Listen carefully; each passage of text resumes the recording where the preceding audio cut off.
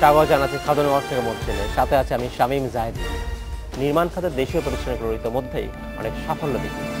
দেশীয় একটা মৌলিক উৎপাদন হচ্ছে রড, তাই পাশ হওয়া বাজেটে রড উৎপাদনের ব্যয় হ্রাস করার লক্ষ্যে বিলেট উৎপাদনে এবং শুল্ক কাঠামোতে বেশ কিছু সুবিধা দেওয়া হয়েছে। আজ আমরা আলোচনা করব রিরোলিং মিল নিয়ে। এই নিয়ে আলোচনা করতে আমার সাথে স্টুডিওতে রয়েছেন Bangladesh auto rerolling and steel mills অ্যাসোসিয়েশনের চেয়ারম্যান শেখ মাসুদুল আলম। তবে মূল আলোচনা যাবার আগে দেখে নেব একটি প্রতিবেদন। দেশের রডের চাহিদার পরিমাণ বছরে ৩৫ থেকে ৪০ লাখ টন। চাহিদার পুরোটাই মেটাচ্ছে দেশীয় মিলগুলো। আগামী অর্থবছরের প্রস্তাবিত বাজেটে রড তৈরির কাঁচামাল স্ক্র্যাপের শুল্ক বাড়িয়ে কমানো হয়েছে স্পঞ্জ আয়রনের। ফলে এ খাতের ব্যবসায়ীরা ক্ষতিগ্রস্ত হবেন বলছেন উদ্যোক্তারা। তাদের মতে দেশের স্টিল শিল্পে মাত্র ৫% স্পঞ্জ আয়রন ব্যবহার করে। নতুন শুল্ক কাঠামোতে শুধু তারাই লাভবান হবেন। স্পঞ্জ আয়রনের উপরে শূন্য শুল্ক করা হয়েছে। আবার হতাশার কারণ হয়েছে যে আমরা যেটা 95% ব্যবহার করি সেখানে ৫০০ টাকা করে ডিউটি বাড়িয়ে দেওয়া হয়েছে। আগামীতে একটা বড় প্রতিষ্ঠান চালু হবে স্পঞ্জ আয়রন দিয়ে, যেটা বেশি ব্যবহার করতে পারবে। এই ক্ষেত্রে আমরা আশঙ্কা করতেছি যদি তার সুযোগের জন্য এটা হয়ে থাকে, এখানে তো তার মনোপলি হওয়ার সুযোগই আছে, তাহলে তার সাথে তো টিকে থাকা আমাদের জন্য কষ্টকর হয়ে যাবে। কাঁচামালের শুল্ক বাড়ায় বাজারে এর প্রভাব পড়বে বলে জানান তিনি। বিদ্যুতের দাম ইতিমধ্যেই পার টনে ৫০০ টাকা কষ্ট বেড়ে গেছে। আমাদের স্ক্র্যাপের ডিউটি ৫০০ টাকা বেড়ে গেছে, ভ্যাটের উপরে বেড়ে গেছে। এই সব মিলে এই ৫০০ টাকার প্রভাব তো যে ৫,০০০ টাকা নর্মালি বেড়ে যাবে। তারপরে সিজনাল যে দাম ওঠানামা আছে আন্তর্জাতিক বাজারের সাথে, সেটা তো আছেই। স্থানীয়ভাবে স্ক্র্যাপ আমদানিতে ৪% মূসক প্রত্যাহারের দাবি জানান এ খাতের ব্যবসায়ীরা। Niladri Maharatna, independent news, Dhaka. দেখলাম প্রতিবেদনটি। আমরা জনাব শেখ মাসুদুল আলম, আপনাকে স্বাগত জানাচ্ছি। আপনি কেমন আছেন?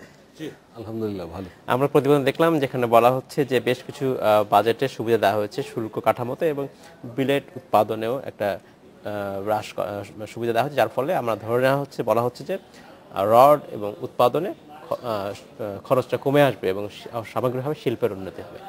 আপনারা কীভাবে, যারা ব্যবসায়ী আছেন, এই বাজেটের যে সিদ্ধান্ত সেটাকে আপনারা কীভাবে দেখছেন? বাজেটে কিছু কথা যে আমাদের রক্ষা করেছেন এমন কিছু আছে, আবার কিছু উপকৃত হয়েছে। যেমন আমরা উপকৃতটা আগে শুনি, তারপরে না শুনবো যে কোনটায় আপনারা মানে যেমন আমরা বলেছিলাম এই দেশের সমস্ত চাহিদাটাই এই দেশীয় শিল্প দিয়েই পূরণ করে থাকি আমরা। এই দেশে কখনো বিদেশ থেকে রড আমদানি করতে হয়নি না, করতে হয়। সেই ক্ষেত্রে আমরা দেশে এখন উন্নত মানের বিলেট তৈরি করি এবং কিছু কিছু বিলেট আমদানি হয়।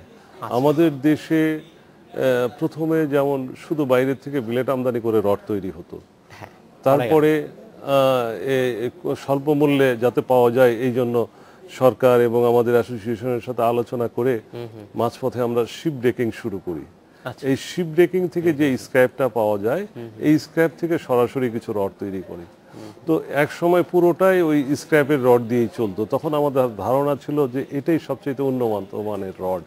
কিন্তু তখন আমাদের দেশে ওই একতলা দুইতলার উপরে কেউ বাড়ি করতো না, হাই রাইজ বিল্ডিং করতো না। তখন এটার ব্যবহার ব্যাপক ছিল। এক সময় প্রায় ১৫ থেকে ১৮ লক্ষ টন রডের চাহিদা ছিল, পুরোটাই স্ক্র্যাপের রড দিয়ে হতো। একটা দুইটা মিল হয়তো বিলেট আমদানি করে করতো, সেটা তেমন উল্লেখযোগ্য চাহিদা ছিল না। কিন্তু আজকে যুগের সাথে তাল মিলিয়ে আমাদের দেশে ব্যাপক উন্নয়ন হয়েছে। এখন ২০ তলা, ২৫ তলা, ৩০ তলা বিল্ডিং হচ্ছে এবং সেই রডগুলো আপনারা সাপ্লাই দিতে সক্ষম হচ্ছেন। হ্যাঁ, সেই রডগুলিও আমাদের দেশীয় স্টিল মিলগুলি নিজেরা বিলেট তৈরি করে এই রড তৈরি করছে। কিছু কিছু মিল সরাসরি বিলেট আমদানি করেও করে থাকেন, সেটা তাদের পলিসিগত কারণে, সেটা লাভজনক হওয়ার কারণে অনেক সময় করে থাকে। কিন্তু আমাদের দেশের সেই সক্ষমতা আছে যে সম্পূর্ণটা দেশের চাহিদা। বাজেটে আপনি বলছিলেন যে কি সুবিধা হয়েছে বাজেটে আমরা এবার চেয়েছিলাম আমাদের যে আমাদের র মেটেরিয়াল আমরা এই দেশে যে বিলেটটা তৈরি করি, এর প্রথমত আমরা যেটা প্রাইমারি কাঁচামাল সেটা হলো স্ক্র্যাপ, ফেরাস ওয়েস্ট স্ক্র্যাপ, যেটা আমরা সরাসরি বিদেশ থেকে আমদানি করি, কিছু শিপ ডেকিং থেকে পাই, সেটাও আমদানি হয়। তারপরে কিছু আছে আবার আমাদের দেশে এই ১৫ কোটি মানুষের লৌহ বর্জ্য বলে একটা জিনিস আছে। আচ্ছা। আমরা যে কোনোই লোহা ব্যবহার করি না কেন, গাড়ি ব্যবহার করি আর এই বাড়ি করার জন্য করি, স্ট্রাকচারে করি, সবকিছুতে কিছু যে স্টিলটা আজকে ইউজ করি এটার কিছু এন্ড কাটিং হয়, ফেব্রিকেট করতে গেলে নষ্ট হয়, আবার রিস্ট্রাকচার করতে গেলে সেটা বাদ হয়ে যায়। ওই জিনিসগুলি ওয়ার্কশপে যে কিছু বাবরি টাবরি তৈরি হয়, এইগুলি কিন্তু আমাদের দেশের এই ফেরিওয়ালারা প্রায় আমাদের 64,000 গ্রামে দেখবেন 10 থেকে 15টা ফেরিওয়ালা প্রত্যেকটা গ্রামে আছে। এরা ওই কটকটি দিয়ে, হাওয়াই মিঠাই দিয়ে, মিষ্টি আলু দিয়ে এগুলি সংগ্রহ করে থাকে। এরা আবার মাঝখানে আবার ওই সাপ্লায়ারদের মাধ্যমে আমাদের ফ্যাক্টরিতে আসে, সেইটা দিয়ে আমরা বিলেট তৈরি করে থাকি। এর পরিমাণও প্রায় আমাদের চাহিদায় প্রায় 30% কিন্তু এখান থেকেই আসে, এই সোর্স থেকে। আচ্ছা। এইখানে আমরা আমাদের ফিনিশ গুড বিলেট আমদানি করি, এখানে কোনো ভ্যাট দিতে হয় না, বা আমি স্ক্র্যাপও বিদেশ থেকে আমদানি করব সেখানেও ভ্যাট দিতে হয় না। আচ্ছা। কিন্তু এই ফেরিওয়ালারা যেই ভাঙাড়িটা সংগ্রহ করে আমাদের মিলে সাপ্লাই করবে, এইখানে আবার একটা আমাদের দেশে প্রচলিত আইন আছে যে যোগানদার যে সাপ্লাই যে দেবে তাকে সোর্স ভ্যাট 4% সোর্স ভ্যাট দিতে হবে। সেই আওতায় এই ভাঙাড়ি গর্দাওয়ালারাও পড়ে যায়, যেই কারণে এটা শুধু আবার লিমিটেড কোম্পানিতে যদি বিক্রি করে সেই ক্ষেত্রে তারা ক্রয় করলে দিতে হবে, প্রাইভেট কোম্পানির দিতে হবে না। এতে করে যে মানে যারা লিমিটেড কোম্পানি ওনার আছে তারা এটা কিনতে পারে না, এতে প্রোভাইডারশিপ ওনারা একটু সুযোগ নিতে পারে, বা তারাও এইখানে আপনি কেন বৈষম্য খুঁজে দেখছেন? বিরাট বৈষম্য এটা আমরা অনেকবার যথাযথ কর্তৃপক্ষের কাছে তুলে ধরেছি যে এই 4% সোর্স ভ্যাটটা সম্পূর্ণ বাতিল না, সব ক্ষেত্রেই তো এটা আছে, শুধু এই ভাঙারি স্ক্র্যাপ সাপ্লাইয়ের ক্ষেত্রে এটাকে আওতামুক্ত করা হোক। আচ্ছা। এই ছোট্ট একটা ইয়ে দিলেই, এসআরও দিলেই এটা হয়ে যায়।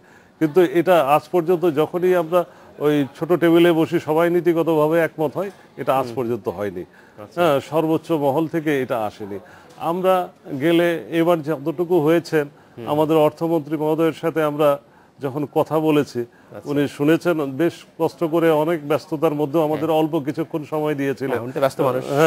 তার মধ্যে যতটুকু শুনেছেন তার মধ্যে অনেক কিছু পেয়েছি। এক্স্যাক্টলি আমি যেটা পেয়েছি আমার তথ্য, সেখানে বিলেট উৎপাদনে গ্রাফাইট ইলেকট্রোডের একটা গুরুত্বপূর্ণ উপকরণ হয় এবং এর ফলে এর উপর 25% আমদানি শুল্ক হ্রাস করে 10% ধার্য করা হয়েছে এবং 5% রেগুলার ডিউটি প্রত্যাহার করার ঘোষণা করা হয়েছে। তো এর ফলে তো আপনার মনে হয় যে আপনার শিল্প এইখান থেকে কিছু লাভবান হচ্ছে? মানে এইরকম শুধু গ্রাফাইট ইলেকট্রোড না, গ্রাফাইট ইলেকট্রোড আছে, ফেরোসিলিকন, ফেরোম্যাঙ্গানিজ আছে, তারপরে আরো অনেকগুলি প্রায় 20-25টা আইটেম লাগে একটা লোহাকে বেল্ট করে একেবারে তরল করে এটা তারপরে আবার যে সেই বিলেট তৈরি করতে অনেক কিছু সংযোজন করতে হয়। এগুলি অনেকগুলির ক্ষেত্রে এটা 25% ডিউটি ছিল, ভ্যাট ছিল, এআইটি ছিল, তার মধ্যে ওই সাপ্লিমেন্টারিও ছিল। এগুলি কার জন্য ছিল জানি না, এটার ব্যবহার খুব কম হলেও এটা তো আমার ভ্যালু কস্টে যে এটা অ্যাড হয়, এটা আমার বিলেট আমদানি করতে যেহেতু কোনো ভ্যাট লাগে না, ডিউটি মাত্র 2500 টাকা, এবার করেছে 5000 টাকা, সেই ক্ষেত্রে এইখানে 5% ডিউটি, এটাই তো এনাফ। আমরা মনে করি 5% ডিউটি রেখে বাকি সব নীল করে দেওয়া উচিত, ভ্যাট এআইটি এগুলো প্রত্যাহার করা উচিত। সরকারও তো রাজস্ব লাগবে, সবকিছুতে যদি রাজস্ব লাগবে, সব ইন্ডাস্ট্রি বলে তাদের আমদানিতে শুল্ক মুক্ত করা হোক, সরকার তো চালাতে হবে না। সরকার চালানোর জন্য তো ইন্ডাস্ট্রি আবার ট্যাক্স দিচ্ছে, ইন্ডাস্ট্রি মালটা রডটা আমি তৈরি করে ভ্যাট দিচ্ছি, আমার এটা ফিনিশ গুড যেটা, এই জিনিসটা কিন্তু আবার ডেভেলপারের জন্য কাঁচামাল, এবং আমার এটা অধিকাংশ ইউজার কিন্তু সরকার। আচ্ছা, মানে 70% ইউজ করে থাকেন সরকার, মানে দেশের রাস্তাঘাট, ব্রিজ, কালভার্ট, ফ্লাইওভার বলেন, রেল লাইন বলেন, আপনার এই পাওয়ার স্টেশন বলেন, এগুলি তো সরকারই করে থাকে, প্রাইভেট সেক্টরে খুব কম হয়ে থাকে। তো এইটার বড় ইউজ সরকার, এইটার ব্যয়টা যত ডিউটি বাড়বে এটার ব্যয়ও বাড়বে, তো ব্যয় বাড়লে যে তো সেটা সরকারের উপরেই বর্তাবে, এবং সরকারের পাশাপাশি ছোটখাটো যারা আমাদের প্রাইভেট সেক্টরে নিজস্ব আমাদের মাথা গোঁজা ঠাই করতেও এটার ব্যবহার হয়ে থাকে, সেখানেও সকলের উপরে যে এটা চেপে বসে। তাই এটাকে যত সহজ করা যায়, আজকে আমাদের দেশের চাহিদা 35 থেকে 40 লক্ষ টন, আমাদের কিন্তু ক্যাপাসিটি তৈরি হয়ে গেছে প্রায় 70 লক্ষ টনের। আমরা যদি এটা বাইরে এক্সপোর্ট করতে পারি তাহলে কি সরকার সেইখান থেকে লাভবান হবে না, কর্মসংস্থান হবে না? পারবো কিনা সেই জাতীয় যথেষ্ট সমীক্ষা আছে আপনাদের কাছে? অবশ্যই আছে, আমাদের কাছে এই সমীক্ষা প্র্যাকটিক্যাল আছে। আমাদের দেশে ওই রকম কোন কোন দেশে চাহিদা বেশি, যারা চাহিদা আমাদের সবচেয়ে বড় সুযোগ সেভেন সিস্টারে। যেমন আগে হয়তো, এখন কাঁটাতারের বেড়া দিয়ে এগুলি বদ্ধ করে দিয়েছে, আগে এখনো গেলে দেখবেন যে আপনার এই সেভেন সিস্টার অঞ্চলে যত উন্নয়ন হয়েছে আমাদের দেশের রড দিয়েই হয়েছে। আমরা যাই তৈরি করে থাকি না কেন, এইগুলি যেমন ভাবে আমাদের দেশে ডাল চাল চলে আসতো, আমাদের দেশ থেকে রড এই ধরনের পণ্য অনেক যেত এই সেভেন সিস্টারে।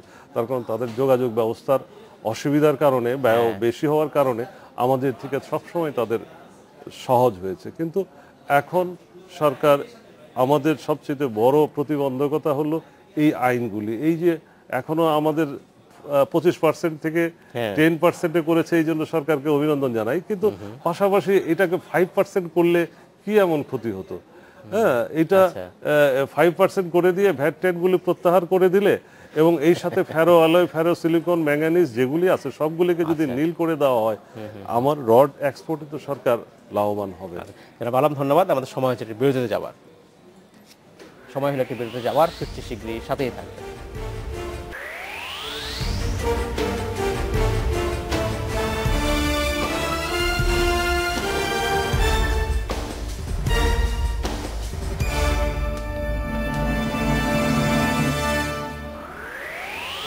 স্বাগত আরেকবার খাতুনগঞ্জ থেকে মধ্যে। আজ আমরা আলোচনা করছি রিরোলিং মিল নিয়ে। এ নিয়ে আলোচনা করতে আমাদের সাথে স্টুডিওতে রয়েছেন auto rerolling and steel mills অ্যাসোসিয়েশনের সভাপতি শেখ মাসাদুল আলম। মাসাদুল আলম, আপনাকে স্বাগত জানাচ্ছি আরেকবার। আমরা যখন অনুষ্ঠান করছিলাম আমাদের কিছু দর্শক কিছু প্রশ্ন জানতে চেয়েছেন। একজন দর্শক বাবু খুলনা থেকে জানতে চাচ্ছেন, কোন ধরনের স্ক্র্যাপ ইউজ করে আসলে আমাদের সাধারণত রড তৈরি হয়ে থাকে, বা আমাদের লোকাল ফ্যাক্টরিতে কি ধরনের স্ক্র্যাপ ইউজ করে তৈরি করে? স্ক্র্যাপ আমরা বললাম আগেই 3 ধরনের স্ক্র্যাপ ইউজ করে থাকি। একটা হলো আমাদের দেশে একটা ভাঙাড়ি স্ক্র্যাপ আছে, এবং শিপ ব্রেকিং থেকে একটা স্ক্র্যাপ পাওয়া যায়। আর আমরা ওই সরাসরি ইম্পোর্ট করে নিয়ে আসছি কিছু স্ক্র্যাপ, যেটা ফেরাস্ট ওয়েস্ট স্ক্র্যাপ নামে পরিচিত। তো সেগুলিও আমাদের দেশের মতোই বিভিন্ন উন্নত দেশেও তাদের গাড়ি পুরনো হয়ে গেলে ভেঙে ফেলে দেয়, আমাদের চেয়ে নতুন অবস্থায় ভেঙে ফেলে দেয়, বা স্টিল ব্যবহৃত সমস্ত স্টিলগুলি তারা চেঞ্জ করে, তারা তাড়াতাড়ি মডেল চেঞ্জ করে বলে তাদের স্ক্র্যাপটা আরো বেশি হয় আমাদের চাইতে। ওইগুলিও আমরা ইম্পোর্ট করে নিয়ে আসি, এবং কিছু স্পঞ্জ আয়রন আনতে হয়, এবং কিছু কেমিক্যাল, এগুলিকে কোয়ালিটি ডেভেলপ করার জন্য কিছু কেমিক্যাল, ফেরোসিলিকন, ফেরোম্যাঙ্গানিজ, এইসব জিনিসগুলি ব্যবহার করতে হয়।